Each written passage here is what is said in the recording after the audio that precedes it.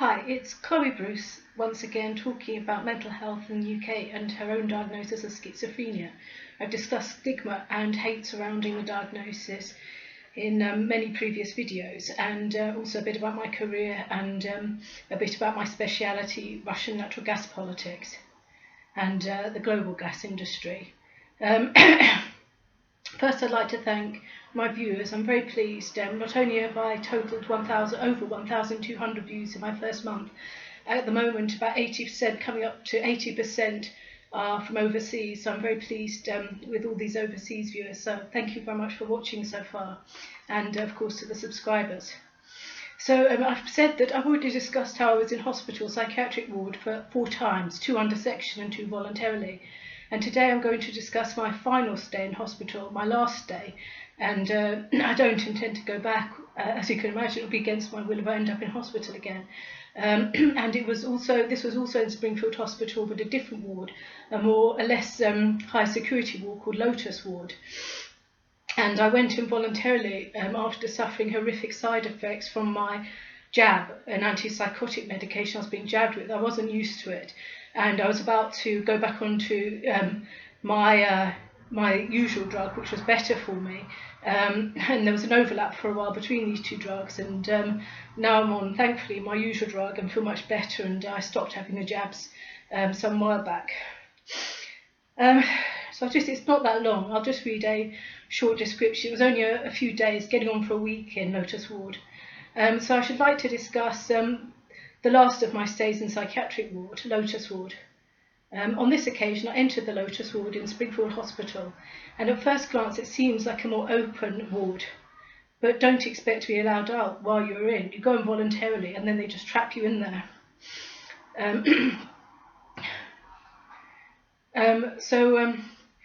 Both men and women shared one area, and there was a wall partitioning the male patients from the female patients. But obviously you could see people undressing and everything. There was one bathroom to go into where you could, the shower room where you could change and stuff. So we both shared these spaces, and the beds were there were rows of beds which were kind of made of plastic squidgy, they were sort of plastic squidgy divan type thing. And it was becoming autumnal in London at that part time. It was very shortly after my 3rd stay in psychiatric hospital, the other ward there, the more secure one, and I couldn't suffer the side effects, as I say, so a few weeks or days later even I went back in. And it was becoming autumnal here in London, and I was freezing. Bear in mind this is during COVID also, the COVID lockdown, as there was no bedding on my bed. Not even a sheet, and the male nurse rudely told me to take another patient's already used bedding. So bear in mind the lack of hospital hygiene, especially as it was still the COVID lockdown. The nursing staff also took my clothing with a view to washing it. I was there a couple of days in the same clothing, and I asked them if they would put it in the washing machine. In the other ward, I'd do my own laundry in a utilities room, but on this occasion, in this ward, there were no utilities. Anyway, they just left it in a carrier bag until I left, and I got all this smelly clothing back and had to go back home in smelly outfits. So I had to go home in it, and so it's hardly the patient's fault if they look less than spectacular in hospital.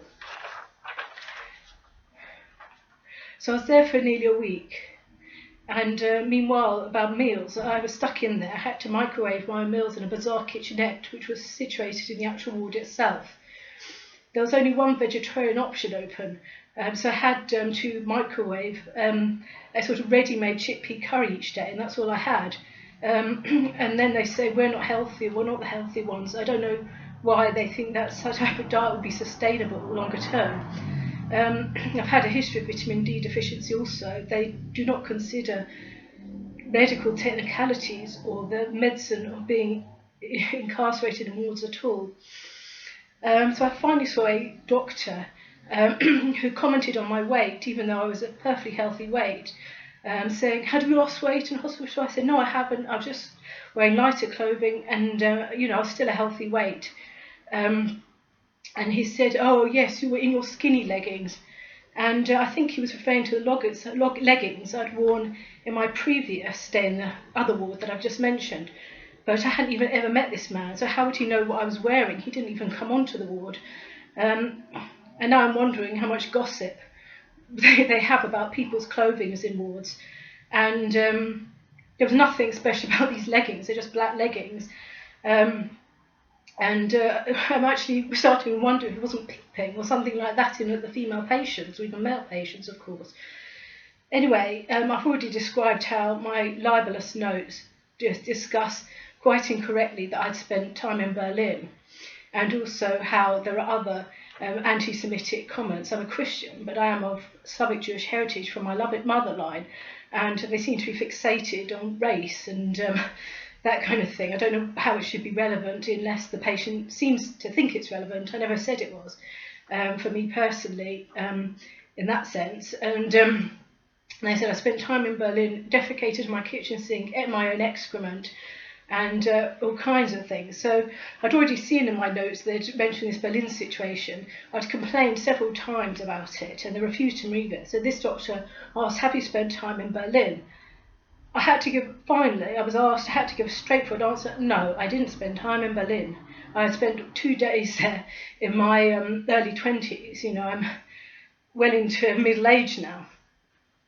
And but anyway, nevertheless, in my notes, when I was discharged, my discharge notes still said she spent time in Berlin.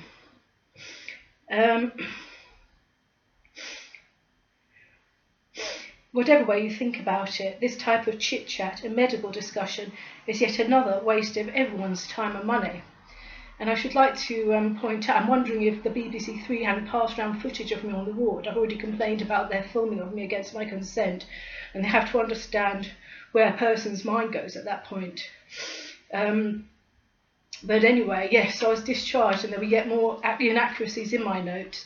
And that was effectively my stay in Lotus Ward. And I have to say, I think there's a new technology now that discovers, it looks to see whether psychotherapists or people therapizing people chit-chat too much, and they look at the percentage rate of chit-chat, and then they try and correct the problem with a computer program that eliminates that type of chit-chat, which is clearly a waste of time and money. And even if you pay for a doctor and they chit-chat, I think you're entitled to walk out if you're paying for a private doctor at any point, and you certainly have the right to complain if the conversation is irrelevant.